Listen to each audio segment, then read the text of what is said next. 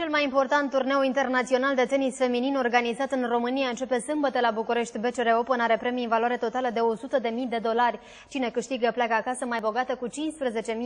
Simona Halep este favorita numărul 1 a turneului.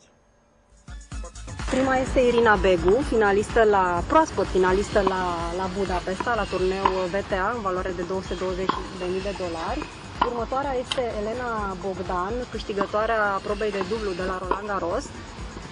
Iar cea de-a treia este Raluca Olaru. Timp de o săptămână, 32 de jucătoare se vor lupta pentru trofeul BCR Open România. Câștigătoarea trofeului va pleca acasă cu un cec în valoare de $15.000 și 150 de puncte WTA. Finalista va primi $8.000 și 110 puncte WTA. Simona Halep și Sorana Cârstea sunt între favoritele celui mai important turneu feminin găzduit de România. Mi-ar plăcea ca trofeul BCR Open România, prima ediție a turneului internațional de tenis feminin, să rămână în posesia unei jucătoare din România, atât la simplu cât și la dublu.